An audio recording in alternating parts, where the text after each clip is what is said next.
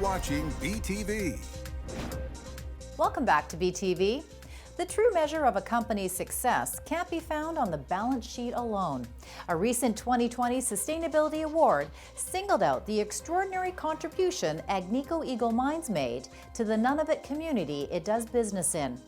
The company's president, Ammar Al-Jundi, is committed to making profitable mining and social responsibility part of the same conversation.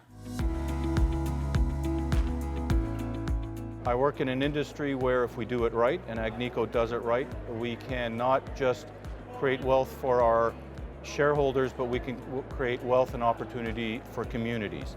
From its origins in the 1950s as a silver mining company in Northern Ontario, Agnico Eagle has grown steadily. We've got 8 operating mines, 5 in Canada, 1 in Finland, and 2 in Mexico.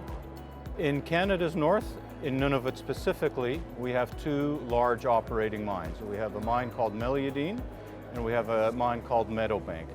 Between them, they will be producing between 700 and 900,000 ounces a year as they mature. Ammar Al-Jundi is both realistic about the challenges of mining in Nunavut and optimistic about the opportunities at hand. Imagine a country the size of France with a community of 10 or 12,000 people. Nunavut is 3.5 times the size of France. It has a population of 35 or 40,000 people. It's not an easy environment. It's cold. There's not a lot of infrastructure, but it has a lot of potential. But the potential is not just in the land, it's also in the people.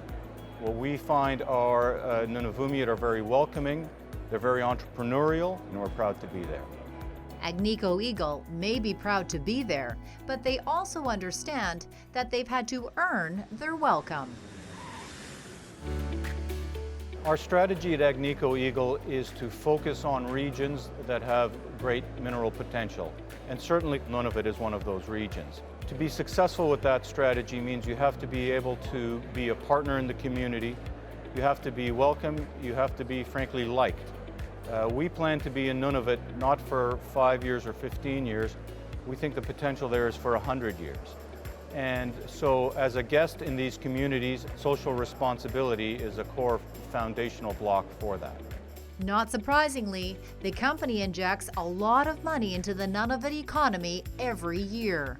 We are the largest private employer in Nunavut. We spent about $550 million on local businesses last year. We spent about $10 million on training, about 25,000 hours. We spent about $40 million on payroll to Inuit employees. We represent about 25% of the GDP in Nunavut. But the long-term value to the Indigenous communities goes beyond the immediate monetary benefits. We are guests on their land and we acknowledge that.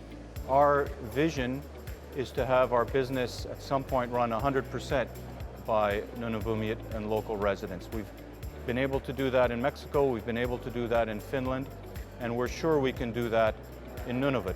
Looking forward, Agnico Eagle remains confident that they'll continue building on their past success. Since 1957, in the 63 years we've been in business, last year was some of the best results we've ever delivered, and the next several years look better still. It's worth noting that Agnico Eagle Mines has declared a cash dividend every year since 1983, a different sort of sustainability.